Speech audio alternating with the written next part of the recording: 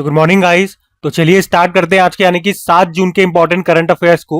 आज का पहला इंपॉर्टेंट प्रश्न यार आपके सामने है कि अभी हाल ही में विश्व खाद्य सुरक्षा दिवस ये कब मनाया गया। तो आंसर होगा 7 जून को। तो हर साल विश्व खाद्य सुरक्षा दिवस ये हम 7 जून को ही मनाते हैं। मनाने का उद्देश्य लोगों को ये बताना कि सुरक्षित और स्वच्छ भोजन हमारे स्वास्थ्य के लिए कितना जरूरी है। और थीम क्या है इस बार की, बोझ से समाधान की और हर जगह सुरक्षित भोजन, यानी कि from burden to solution, safe food everywhere. और इस दिन को क्यों मनाया जाता है? लोगों को खाद्य सुरक्षा, फूड सेफ्टी के बारे में जागरूक करने के लिए, ये सुनिश्चित करने के लिए कि हम जो भोजन खाएं वो सुरक्षित और स्वास्थ्यवर्धक हो। आपको बता दूं 2018 में यूनाइटेड नेशन जनरल असेंबली ने इस दिन को मनाने का निर्णय लिया था। पहली बार इसको 2019 में मनाया गया था। ठीक है, वैसे अगर हम देखेंगे जून में अभी कौन कौन से दिवस मनाए तो ज्यादा नहीं है, 3-4 ही है। 1 जून को विश्व दुग्ध दिवस, वर्ल्ड मिल्क डे। 1 जून को ही ग्लोबल पेरेंट्स डे। 3 जून को विश्व साइकिल दिवस और अभी 5 जून को वर्ल्ड एनवायरनमेंट डे के रूप में मनाया। ठीक है, तो ये ध्यान में रखना। अगला प्रश्न देखते हैं। फिर अगले में पूछ रहे हैं अभी हाल ही में भारत की 100वीं रामसर साइट किसे घोषित किया गया। तो आंसर होगा जयप्रकाश नारायण पक्षी अभ्यारण्य, या इसी को आप सुरहा ताल भी कह सकते हो। और ये है कहाँ की? उत्तर प्रदेश। उत्तर प्रदेश के बलिया जिले में स्थित है ये सुरहा ताल, या इसी को जयप्रकाश नारायण पक्षी अभ्यारण्य के नाम से भी जानते हैं। और अभी इसको रामसर साइट का दर्जा मिल गया है। और ये इसलिए भी ज्यादा इंपॉर्टेंट हो जाती है क्योंकि ये भारत की 100वीं 100 नंबर की रामसर साइट बन गई है। तो यूं समझ के चलो आपके आने वाले कई एग्जाम में, किसी एग्जाम में नहीं, कई एग्जाम में ये प्रश्न बनने वाला है। ठीक है, तो पहले तो यही स्टैटिक ही बन जाएगा। सुरहा ताल भैया कहाँ पर है? ये उत्तर प्रदेश के बलिया में आपको मिलेगा। और ये गंगा और सरयू नदी की खादर क्षेत्र में स्थित है। खादर क्षेत्र किसको कहते हैं? नदियों के द्वारा हर साल बाढ़ के दौरान जो वो मिट्टी, जलोढ़ मृदा को ये जो बहा करके लेकर के आती है और वह एक जगह आकर के ये जमा हो जाती है, उसको खादर क्षेत्र कहते हैं। अच्छा, वैसे आप अगर विश्व में देखोगे ना रामसर स्थलों के बारे में कि सबसे ज्यादा रामसर स्थल किस देश में है, तो कुछ टॉप 5 कंट्रीज आपके सामने है। सबसे ज्यादा यूके में है, लगभग 175 स्थल है वहां पे जिनको रामसर स्थल का दर्जा प्राप्त है। मैक्सिको दूसरे स्थान पे, भारत तीसरे स्थान पे आता है और एशिया में सबसे ज्यादा यहीं पर है। अच्छा, आप पूछोगे इससे पहले 99 नंबर का, 97 नंबर का, 98 नंबर का ये कौन कौन से हैं? तो इससे पहले 99 नंबर का जो रामसर स्थल बना था वो था शेखा झील पक्षी अभ्यारण्य, जो उत्तर प्रदेश में ही है। और 98 नंबर का था छारी डान पक्षी अभ्यारण्य, जो आपको मिलेगा कच्छ गुजरात में। और 97 वाला था पटना पक्षी अभ्यारण्य, जो उत्तर प्रदेश का है। अब आप सोच रहे होंगे कि भारत में सबसे ज्यादा रामसर स्थल क्या उत्तर प्रदेश में है? तो आंसर होगा ऐसा नहीं। उत्तर प्रदेश दूसरे स्थान पर है, तमिलनाडु में सबसे ज्यादा है, 20 रामसर स्थल है तमिलनाडु में।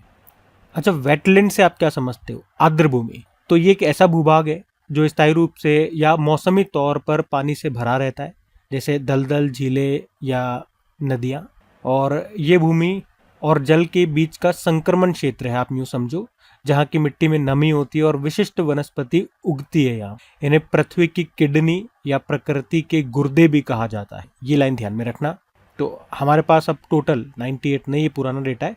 अब लेटेस्ट अगर बात करें 100 रामसर स्थल हो चुके हैं। सबसे ज्यादा तमिलनाडु में है, लेकिन एक्चुअली में आर्द्र भूमियों पर अंतरराष्ट्रीय जो सम्मेलन हुआ था आर्द्र भूमियों के संरक्षण के लिए, वो हुआ था ईरान के रामसर स्थान पे। इसीलिए उसको कहा जाता है रामसर कन्वेंशन। कब हुआ था ये? 2 फरवरी 1971 को। और इसीलिए 2 फरवरी को हर साल विश्व वेटलैंड दिवस के रूप में मनाया जाता है, विश्व आर्द्रभूमि दिवस के रूप में। अच्छा, भारत ने रामसर कन्वेंशन पर हस्ताक्षर कब किए थे? 1 फरवरी 1982 में। इसी तरह से कुछ स्टैटिक डेटा आप ध्यान रखना। स्टैटिक यहाँ से प्रश्न जो बनते हैं, जैसे भारत का पहला रामसर स्थल अगर आपसे पूछे तो चिल्का लेक, जो उड़ीसा में आपको मिलेगी, भारत की सबसे बड़ी खारे पानी की लगून झील। और एक केवलादेव राष्ट्रीय उद्यान जो राजस्थान में है। कब मिला था रामसर स्थल का दर्जा इनको? 1981 में। अच्छा, हमारा सबसे बड़ा रामसर स्थल कौन सा है? तो पश्चिम बंगाल का सुंदरबन है, 2019 में बना था। सबसे छोटा रामसर स्थल हिमाचल प्रदेश में रेणुका वेटलैंड है, 2005 में इसे दर्जा मिला। और याद रखना, उदयपुर और इंदौर वेटलैंड सिटी सर्टिफिकेट पाने वाले पहले भारतीय शहर है। आर्द्रभूमि के विवेकपूर्ण उपयोग के लिए रामसर पुरस्कार पाने वाली पहली भारतीय कौन बनी थी? जय श्री वेंकटेशन। और रामसर सचिवालय भी याद रखना स्विट्जरलैंड के ग्लैंड में आपको मिलेगा। ठीक है, तो रामसर से बनने वाले जो स्टैटिक प्रश्न है, कुछ करंट अफेयर्स के प्रश्न है, वो मैंने सब आपको बता दिए। ये सब आपको ध्यान रखने, सब इंपॉर्टेंट रहेंगे एग्जाम पॉइंट ऑफ व्यू से, है ना। अगला प्रश्न हम देखते हैं। फिर अगले में पूछ रहे हैं हाल ही में महिलाओं के 57 किलोग्राम वर्ग में वर्ल्ड नंबर बॉक्सर बनने वाली भारतीय महिला कौन है? तो आंसर होगा जैस्मिन लंबोरिया। तो अभी विश्व मुक्केबाजी रैंकिंग की हम बात कर रहे हैं, तो इसमें भारत की जो मुक्केबाज है जैस्मिन लंबोरिया, ये महिलाओं के 57 किलोग्राम वर्ग कैटेगरी में दुनिया की नंबर 1 मुक्केबाज बन गई। और एक और महिला है मीनाक्षी, वो 48 किलोग्राम कैटेगरी में विश्व में नंबर 1 पर आ गई। तो ये 2 भारतीय महिलाएं हैं जो विश्व में अपनी अपनी कैटेगरी में नंबर 1 पर, वर्ल्ड नंबर 1 रैंक इनको हासिल हुई। और अगर हम यूं बात करते हैं कि महिला मुक्केबाजी में भारत कौन से स्थान पर है, तो दूसरे स्थान पर है। और पुरुष मुक्केबाजी में भारत चौथे स्थान पर है। मतलब महिलाएं कमाल कर रही है। देखो बॉक्सिंग की अगर हम बात करते हैं तो आपको याद होगा पिछले साल वर्ल्ड बॉक्सिंग चैंपियनशिप हुआ था, लिवरपूल इंग्लैंड में हुआ था, और भारत ने यहाँ पे 4 मेडल जीते थे जिसमें से 2 गोल्ड आए थे। आप देखोगे ये 2 गोल्ड कौन लाई थी, तो एक तो जैस्मिन लंबोरिया और एक मीनाक्षी हुड्डा, जिनकी आज हमने बात करी है, जो विश्व रैंकिंग में नंबर 1 पर है अपने अपनी कैटेगरी में। और वैसे इस रैंकिंग में भारत तीसरे स्थान पर रहा। वर्ल्ड बॉक्सिंग की बात करते हैं तो ये स्थापित हुआ था अप्रैल 2023 में। लुज़ेन स्विट्जरलैंड में आपको मुख्यालय मिलेगा। नए प्रेसिडेंट अभी गेनाडी गोलोविकिन बने थे कजाकिस्तान से। और ये जो वर्ल्ड बॉक्सिंग चैंपियनशिप हुआ था ना 2025 में, ये इसका पहला ही एडिशन था। अब इसका सेकंड एडिशन होगा 2027 में, वो कजाकिस्तान के अस्ताना में होगा। और अभी भारतीय मुक्केबाजी महासंघ के अध्यक्ष अभी लगातार तीसरी बार बने थे, अजय सिंह इनका नाम। ठीक है, तो बॉक्सिंग से ये कुछ इंपॉर्टेंट पॉइंट्स ध्यान में रखना। अगला प्रश्न हम देख, फिर अगले में पूछ रहे हैं हाल ही में नॉर्वे शतरंज 2026 का खिताब जीतने वाले पहले भारतीय खिलाड़ी कौन बन गए हैं, तो आंसर होगा आर प्रज्ञानानंद। तो इंपॉर्टेंट क्वेश्चन मार्क करना, क्योंकि आर प्रज्ञानानंद अभी इन्होंने नॉर्वे शतरंज 2026 का खिताब जीतकर इतिहास रच दिया। इतिहास क्यों रच दिया भैया, कैसे रच दिया, क्योंकि वे इस प्रतिष्ठित टूर्नामेंट को जीतने वाले पहले भारतीय खिलाड़ी बन गए, इसीलिए हमने ऐसा बोला। और यहाँ पे ये जो 20 वर्षीय प्रज्ञानंद है, आर प्रज्ञानानंद है, इन्होंने फाइनल में जर्मनी के चेस प्लेयर हैं विंसेंट कीमर, उनको हराया है, विसेंट क्रीमर को। ठीक है, तो नॉर्वे शतरंज 2026 का खिताब पहली बार किसी भारतीय खिलाड़ी ने जीता है, नाम है आर प्रज्ञानानंद। अब चेस से संबंधित कुछ प्रश्न मैं आपको कराऊंगा, कुछ स्टैटिक कुछ करंट अफेयर्स के प्रश्न देखना जरा। एक तो अगर बात करते हैं हमारे पहले जो शतरंज ग्रैंड मास्टर, और उनका नाम क्या है, Viswanathan Anand, lightning kid of India के नाम से भी उनको जानते हैं। और उनकी ऑटोबायोग्राफी का नाम है माइंड मास्टर। उनको ही सबसे पहली बार 1991-92 में राजीव गांधी खेल रत्न पुरस्कार मिला था। वैसे तो अभी इसका नाम बदलकर मेजर ध्यानचंद खेल रत्न पुरस्कार कर दिया गया। वैसे हमारे सबसे युवा भारतीय ग्रैंड मास्टर पूछोगे तो डी गुकेश है, लेकिन विश्व में सबसे युवा ग्रैंड मास्टर अभिमन्यु मिश्रा हैं, ये भारतीय मूल के अमेरिकी है। अभी वैसे विश्व में दूसरे सबसे युवा ग्रैंड मास्टर भी बन गए थे, फुस्तिनो ओरो इनका नाम है, अर्जेंटीना से है। अच्छा, पहली महिला ग्रैंड मास्टर पूछोगे तो एस विजय लक्ष्मी है। और ग्रैंड मास्टर का खिताब जीतने वाली पहली महिला अगर पूछोगे तो कोनेरू हम्पी है। दोनों अलग अलग प्रश्न है, ध्यान में रखना आप, है ना। और वर्ल्ड चेस डे ये 20 जुलाई को होता है। भारत में पहली बार चेस एकेडमी ये खुली भुवनेश्वर में। और 2024 में जो 45वां चेस ओलंपियाड हुआ था हंगरी के बुडापेस्ट, उसमें मेल और फीमेल दोनों में भारत विजेता रहा था। अब जो होगा 2026 में इसका 46वां संस्करण होगा फिडे चेस ओलंपियाड का, ये उज्बेकिस्तान के ताशकंद में होगा। याद होगा आपको पिछले साल जो FIDE chess olympiad, FIDE chess World Cup हुआ था 2025 में, 11वां एडिशन था। खास बात क्या थी कि भारत में हुआ था, भारत के गोवा में। इसको जीता था जावोकिर सिंदारोव ने, ये उज्बेकिस्तान के प्लेयर हैं। और ये ध्यान रखो, आर वैशाली ने अभी कैंडिडेट्स चेस टूर्नामेंट जीत लिया, इसे जीतने वाली पहली भारतीय महिला बन गई। वैसे भी ग्रैंड मास्टर टोटल कितने बन गए, 95 बन गए। 95 नंबर के जो लेटेस्ट ग्रैंड मास्टर है उनका नाम है अरुण्या घोष, कोलकाता से है। उससे पहले 94 नंबर के मयंक चक्रवर्ती बने थे, ये पूर्वोत्तर भारत के पहले शतरंज ग्रैंड मास्टर है, असम से बिलोंग करते हैं। ठीक है, वैसे चेस को रेगुलेट करने वाली बॉडी वर्ल्ड वाइड है फिडे, जिसकी स्थापना होती है 20 जुलाई 1924 में। हेडक्वार्टर लुज़ेन स्विट्जरलैंड है। प्रेसिडेंट है आर्केडी डोरकोविच और वाइस प्रेसिडेंट है विश्वनाथन आनंद। ठीक है, चेस से सारी ये बातें ध्यान में रखेंगे। अगला प्रश्न हम देखते हैं। फिर अगले में पूछ रहे हैं अभी हाल ही में भारतीय वायुसेना के अगले उप प्रमुख के रूप में भी किसे नियुक्त किया गया, तो आंसर होगा आशुतोष दीक्षित को।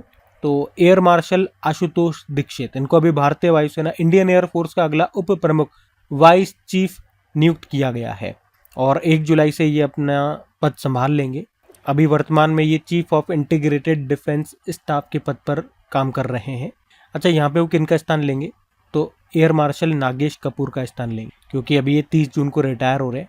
नागेश कपूर से आपको याद आना चाहिए, इसी साल के स्टार्टिंग में वे इस पद पर आए थे और अभी 5-6 महीने में ही रिटायर भी हो रहे हैं। ठीक है, अब हो रहे हैं तो हो रहे हैं भैया। तो अब ये नए बनेंगे, उनका नाम याद रखेंगे। भारतीय वायुसेना में नए वाइस चीफ का नाम याद रखेंगे, आशुतोष दीक्षित इनका नाम। वैसे तीनों सेनाओं के मैं आपको रिवाइज करा देता हूँ क्योंकि लेटेस्ट हैं, सभी नए बने अभी। देखो पहले तो मेन जो चीफ है उनकी बात करते हैं। आर्मी चीफ कौन है? उपेंद्र द्विवेदी। और नेवल चीफ कौन है? दिनेश कुमार त्रिपाठी। अच्छा, ये तो हट गए, अब नए आ गए हैं 1 जून से, कृष्णा स्वामीनाथन इनका नाम है। और air chief marshal Amarpreet Singh. Vice chief की बात करें, अभी इंडियन आर्मी में नए वाइस चीफ बने थे अभी मार्च में ही, धीरज सेठ नाम है। इंडियन नेवी के नए वाइस चीफ अभी मई में बने थे, अजय कोचर। और मैंने कहा था ना, हमारे एयरफोर्स के देखो अभी वाइस चीफ नए बने थे जनवरी में ही, नागेश कपूर, लेकिन अब ये रिटायर हो रहे हैं। तो अब नए जो आ जाएंगे इनके स्थान पे, उनका नाम है आशुतोष दीक्षित 1 जुलाई से। वैसे आर्मी डे 15 जनवरी को होता है, नौसेना दिवस 4 दिसंबर को और एयरफोर्स डे 8 अक्टूबर को। अच्छा, ये भी अपॉइंटमेंट नया है। अभी नए हमारे चीफ ऑफ डिफेंस स्टाफ बन गए 3 नंबर के, NS राजा सुब्रमणी, ये नाम भी ध्यान रख। अब वैसे अपॉइंटमेंट ही है ये। तो 2026 की कुछ इंपॉर्टेंट आपको नियुक्तियां मैं आपको रिवाइज करा दूं। तो भारतीय महिला हॉकी टीम के नए कोच सोजर्ड मारीजने बने, नीदरलैंड से हैं। और भारतीय खाद्य निगम फूड कॉर्पोरेशन ऑफ इंडिया के CMD बने थे रविंद्र कुमार अग्रवाल। चमड़ा निर्यात परिषद काउंसिल ऑफ लेदर एक्सपोर्ट के अध्यक्ष बने रमेश कुमार जुनेजा। परमाणु ऊर्जा नियामक बोर्ड के नए अध्यक्ष बने AK बालासुब्रमण्यम। और नितिन नवीन, ये पटना बिहार से हैं, बीजेपी के सबसे युवा राष्ट्रीय अध्यक्ष बने 12वें नंबर के। नीति आयोग के नए CEO बने अभी, मतलब अतिरिक्त प्रभार मिला इनको, नीति छिब्बर है, additional charge. Institute of chartered accounts of India के अध्यक्ष बने प्रसन्ना कुमार। इंडियन आर्मी के वाइस चीफ धीरज सेठ। और इस साल ब्रिक्स समिट को होस्ट कर रहा है भारत, 18वां एडिशन है। और इसमें भारत के जो शेरपा बनाए गए सुधाकर दलेला नाम है। देश की पहली खुले तौर पर क्वीर राज्यसभा सांसद चुनी गई है मेनका गुरुस्वामी, पश्चिम बंगाल से। मणिपुर की पहली महिला उप मुख्यमंत्री नेमचा किपगेन नाम है।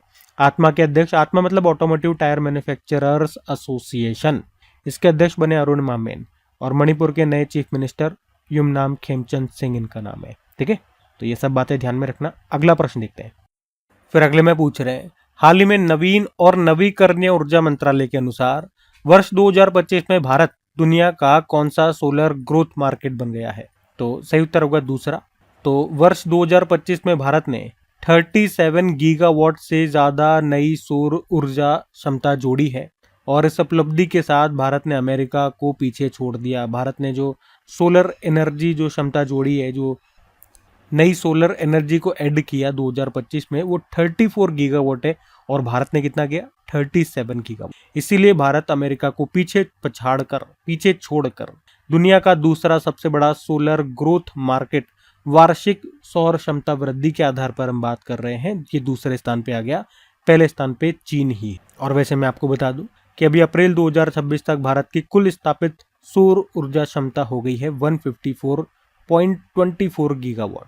वैसे भारत की जितनी भी कुल बिजली उत्पादन क्षमता है, उसमें 51.93% जो हिस्सा है वो गैर जीवाश्म ईंधन, नॉन फॉसिल फ्यूल या रिन्यूएबल एनर्जी का है, आप कह सकते, जैसे पवन ऊर्जा से, जल ऊर्जा से, सौर ऊर्जा से, इन सब से आ रहा है। तो इस तरह से अगर हम बात करते हैं ओवरऑल नवीकरणीय ऊर्जा, रिन्यूएबल एनर्जी के मामले में भारत चाइना और अमेरिका के बाद दुनिया में तीसरे स्थान पर है। ठीक है, तो इस प्रश्न में हमने 2 बातें करी है कि वर्ष 2025 में सौर ऊर्जा क्षमता को जोड़ने के मामले में भारत दूसरे स्थान पर है, या यूं कह दो सौर ऊर्जा क्षमता में भारत दूसरे स्थान पर है। अमेरिका को छोड़ के भारत दूसरे स्थान पर आ गया। कितनी हमने एडिशन किया है सोलर एनर्जी का 2025 में? 37 गीगावाट, जबकि अमेरिका ने 34 गीगावाट जोड़ा है। लेकिन फिर भी पहले स्थान पर अभी भी चाइना है। और अगर हम बात करते हैं टोटल रिन्यूएबल एनर्जी, उसमें सब आ गई, सौर ऊर्जा, पवन ऊर्जा, जितनी भी रिन्यूएबल एनर्जी होती है सब आ गई। ठीक है, तो टोटल रिन्यूएबल एनर्जी क्षमता के मामले में भारत अभी भी तीसरे स्थान पर है पूरी दुनिया में। पहले पे चाइना है, दूसरे पे अमेरिका है और तीसरे पे भारत है। रिन्यूएबल एनर्जी से यानी कि अक्षय ऊर्जा से संबंधित कुछ प्रश्न आपको कराते हैं। अगर पूछते हैं पूर्वोत्तर भारत का पहला भूतापीय उत्पादन कुआं कहां पर खोदा गया? अरुणाचल प्रदेश में। ऊर्जा संक्रमण सूचकांक, एनर्जी ट्रांजिशन इंडेक्स 2025 में, जिसको जारी किया था वर्ल्ड इकोनॉमिक फोरम ने, इसमें भारत 71 पे, टॉपर स्वीडन है। 15 गीगावाट से अधिक अक्षय ऊर्जा संचालित करने वाली पहली भारतीय कंपनी कौन सी बन गई है? Adani green energy limited. देश का पहला पूर्णतः स्वदेशी रूप से विकसित 50 किलोवाट भूतापीय संयंत्र कहां पर स्थापित होगा? अरुणाचल प्रदेश के तवांग जिले में। और वैसे अक्षय ऊर्जा दिवस कब होता है? 20 अगस्त को होता है। कुछ समय पहले आपको याद होगा इंटरनेशनल रिन्यूएबल एनर्जी एजेंसी ने एक डेटा जारी किया था, उसमें बताया था कि 2025 में भारत दुनिया का तीसरा सबसे बड़ा नवीकरणीय ऊर्जा उत्पादन देश बन गया है। आज भी हमने यही पढ़ा है। टोटल रिन्यूएबल एनर्जी के मामले में भारत तीसरे स्थान पर है, चाइना अमेरिका के बाद में। वैसे आपको ये टारगेट भी बता दूं कि भारत का टारगेट है 2030 तक 500 गीगावाट रिन्यूएबल एनर्जी बनाने का। और अभी भारत का पहला जियोथर्मल पावर प्लांट ये कहाँ पर बनेगा? लद्दाख की पूगा घाटी में, जिसकी कैपेसिटी होगी 1 मेगावाट। ओएनजीसी बना रहा है इसको, ठीक है। तो ये सब ध्यान में रखना। अगला प्रश्न देखते हैं। फिर अगले में पूछ रहे हैं, हाल ही में सुभाष सी कश्यप का निधन हो गया, उन्होंने किस पद पर कार्य किया था? तो आंसर होगा लोकसभा महासचिव रहे थे। वो कब रहे थे सब कुछ बताते हैं आपको। नाम है सुभाष सी कश्यप, भारत के प्रसिद्ध संविधान विशेषज्ञ और पूर्व लोकसभा महासचिव थे वो। और अभी 97 वर्ष की आयु में उनका निधन हो गया। वे 1983 से 1990 तक लोकसभा के महासचिव सेक्रेटरी जनरल रहे थे और उन्हें 2015 में पद्म भूषण भी मिला था। उनका जन्म हुआ था उत्तर प्रदेश के बिजनौर में। और इनसे महत्वपूर्ण 2-4 बातें आपको और बता दूं। वे पूर्व राष्ट्रपति रामनाथ कोविंद जी की अध्यक्षता वाली जो एक राष्ट्र एक चुनाव समिति थी उसके अध्यक्ष भी रहे थे। उन्होंने अटल बिहारी वाजपेयी जी की सरकार के समय संविधान की समीक्षा से जुड़े राष्ट्र आयोग में भी महत्वपूर्ण भूमिका निभाई। संविधान संबंधी मामलों में भारत सरकार के सलाहकार रहे। पंचायती राज व्यवस्था को मजबूत बनाने में उनकी महत्वपूर्ण भूमिका रही। और कई सारी पुस्तकें उन्होंने लिखी है। 2-4 मैं आपको बता दूं जो फेमस हैं। Our constitution, our political system, we the people and our constitution और Indian constitution conflicts and controversy. ठीक है, वैसे तो कई 50, 60, 100 के ऊपर बुकें उन्होंने लिखी है।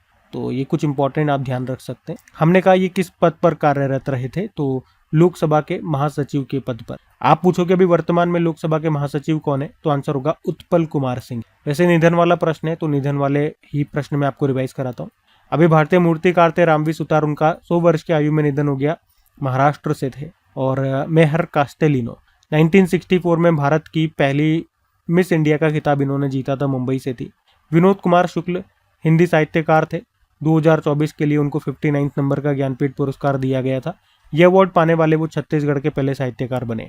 बांग्लादेश की पहली महिला प्रधानमंत्री खालिदा जिया का निधन हो गया और इन्हीं के बेटे हैं तारिक रहमान, जो अभी वर्तमान में बांग्लादेश के प्रधानमंत्री हैं।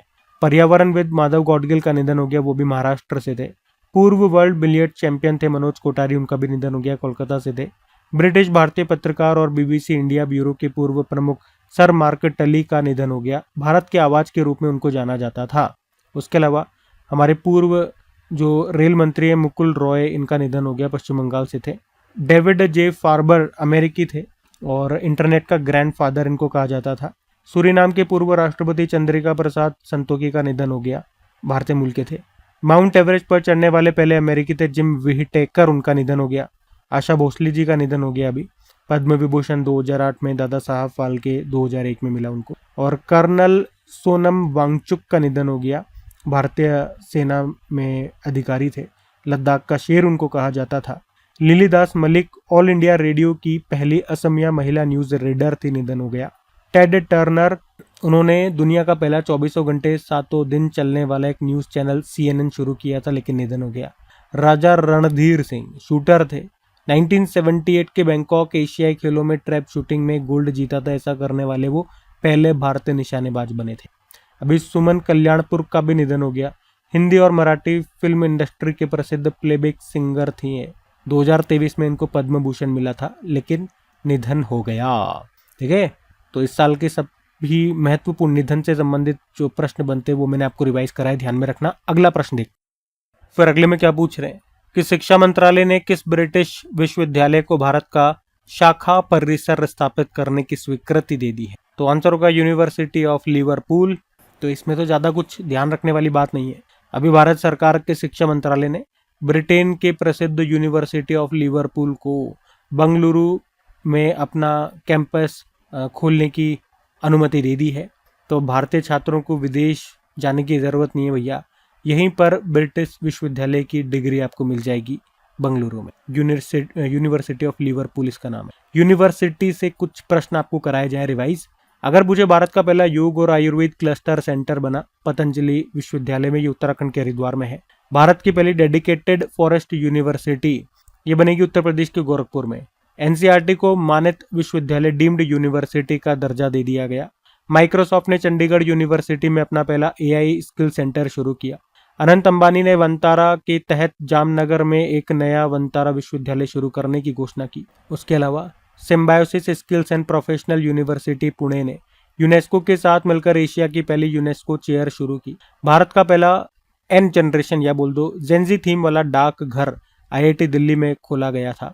और अभी इसी तरह का जेनजी थीम वाला 100 नंबर का जो डाकघर है वो खोला गया नॉर्थ ईस्टर्न हिल यूनिवर्सिटी शिलोंग में। चंडीगढ़ यूनिवर्सिटी ने इंटेल इंडिया के सहयोग से इंडिया एआई डेटा लैब शुरू किया और ऐसा करने वाला ये भारत का पहला निजी विश्वविद्यालय बन गया है। ठीक है, तो यूनिवर्सिटी से ये सारे प्रश्न ध्यान में रखना। अगला प्रश्न देखते हैं। फिर अगले में पूछ रहे हैं, हाल ही में जमीनी स्तर के इनोवेटर्स को सशक्त बनाने के लिए नवाचार मंत्र किसने लॉन्च किया? तो आंसर होगा कौशल विकास एवं उद्यमिता मंत्रालय ने। तो कौशल विकास एवं उद्यमिता मंत्रालय, ministry of skill development and entrepreneurship ने नवाचार मंत्र नाम से एक नई योजना शुरू की है। इसका मुख्य उद्देश्य क्या है? छोटे शहरों, गांवों और आकांक्षी जिलों के नव प्रवर्तकों यानी कि इनोवेटर्स और एंटरप्रेन्योर्स को आगे बढ़ाना और उनके आइडिया को सफल व्यवसाय स्टार्टअप में बदलने में मदद करना। ठीक है, तो इस नवाचार मंत्र जो नाम से एक नई योजना इन्होंने शुरू की है, इसको लॉन्च किया कौशल विकास और उद्यमिता मंत्रालय के जो राज्य मंत्री हैं जयंत चौधरी ने। कहाँ पर? आईआईटी दिल्ली में। एक्चुअली इस योजना में जो तकनीकी सहायता है वो दे रहा है आईआईटी दिल्ली ही। अब इसी तरह से कुछ और योजनाएं जो करंट अफेयर्स में लेटेस्ट रही मैं आपको रिवाइज कराता हूँ। एक तो दिल्ली सरकार ने, आपको याद होगा, नवजात शिशुओं के लिए अनमोल योजना शुरू की थी और मुख्यमंत्री अन्नपूर्णा योजना उड़ीसा ने। मेघालय सरकार ने मुख्यमंत्री इंस्पायर योजना शुरू की। यूपीएससी की जो बच्चे तैयारी कर रहे हैं, पास करेंगे तो पैसा मिलेगा। और तेलंगाना सरकार ने प्रोजेक्ट संजीवनी नाम से एक नई योजना शुरू की। स्टार्टअप कंपनियों की मदद के लिए सरकार ने एक नई योजना शुरू की, startup India fund of funds 2.0। Annapurna भंडार योजना पश्चिम बंगाल ने, इसमें महिलाओं को हर महीने 3,000 रुपये मिलेंगे। पंजाब ने मेरी रसोई योजना शुरू की। आमा दीदी बहिनी बस सेवा, इसको अभी हमारे राष्ट्रपति जी ने ही सिक्किम के गंगटोक में शुरू किया। आदर्श शहर समृद्धि योजना को छत्तीसगढ़ ने, और सरकार ने सार्थक पीडीएस नाम से एक नई योजना शुरू की। पीडीएस यानी कि पब्लिक डिस्ट्रीब्यूशन सिस्टम। ठीक है, तो ये कुछ लेटेस्ट योजनाएं हैं, ध्यान में रखना। बाकी ये थी आज की हमारी करंट अफेयर्स की क्लास। कमेंट करके जरूर बताना सेशन आपको कैसा लगा। अच्छा लगे तो प्लीज इसे अपने दोस्तों के साथ में स्टडी ग्रुप में एक बार शेयर जरूर कर देना। वीडियो को लाइक नहीं करा तो लाइक करना। बाकी देखो, इनकी डेली पीडीएफ आपको और प्रैक्टिस के लिए क्विज आपको मिली जाती है अपनी क्रिक एग्जाम एप्लीकेशन पे, जिसका लिंक नीचे डिस्क्रिप्शन बॉक्स में गिवन है। बाकी चलो अभी कल के करंट अफेयर्स का हम क्विक रिविजन कर लेते हैं और सेशन एंड करते हैं। तो कल पहला प्रश्न पूछा था कि वर्ल्ड बैंक में भारत के नए एग्जीक्यूटिव डायरेक्टर के रूप में नियुक्त किया गया नीलकंठ मिश्रा को। फिर पूछा अभी व्हेन ऑडिट मैटर्स, इस बुक को किसने लिखा है? विनोद राय ने लिखा है। फिर पूछा गया कि डेनमार्क के प्रेसिडेंट के रूप में लगातार तीसरी बार किसे चुना गया? मेटे फ्रेडरिक्सन को। फिर पूछा गया विश्व पर्यावरण दिवस 2026 की क्या थीम है? प्रकृति से प्रेरित जलवायु के लिए हमारे भविष्य के लिए। फिर पूछा भारत के यूपीआई ने किस देश के ACLEDA बैंक के साथ समझौता किया? ये कंबोडिया का है। फिर पूछा अभी एआई डिजाइन वाली मेजोराना 2 क्वांटम चिप को किसने लॉन्च किया? तो माइक्रोसॉफ्ट ने। और स्वीडन के कर्ट बर्गफोर्स फाउंडेशन ने किस राज्य के कम्युनिटी मैनेज्ड नेचुरल फार्मिंग को फूड प्लेनेट प्राइज 2026 से सम्मानित किया? तो आंसर होगा आंध्र प्रदेश। फिर आपसे पूछा कि पूर्वोत्तर परिषद का 73वां पूर्ण सत्र अभी कहाँ पर आयोजित हुआ? तो आंसर हो जाएगा मेघालय के शिलोंग में। फिर पूछा अभी किस राज्य ने ऑपरेशन डेल्टा हंट चलाया? तो आंसर होगा गुजरात ने। फिर पूछा कि अभी हाल ही में इंडिया एआई डेटा स्थापित करने वाली भारत की निजी यूनिवर्सिटी कौन सी है? तो आंसर होगा चंडीगढ़ यूनिवर्सिटी। बाकी चलो कल का भी होमवर्क प्रश्न हम देख लेते हैं, फिर हम सेशन एंड करते हैं। तो कल आपसे पूछा था कि भारतीय सेना ने 1 लाख से अधिक ड्रोन ऑपरेटरों के साथ एक नई स्पेशल फोर्स का गठन किया। उस स्पेशल फोर्स का नाम क्या है जो ड्रोन में माहिर है? तो आंसर होगा भैरव। आप सभी ने प्रश्न का बिल्कुल सही उत्तर दिया। अब ये आज का आपका होमवर्क प्रश्न है।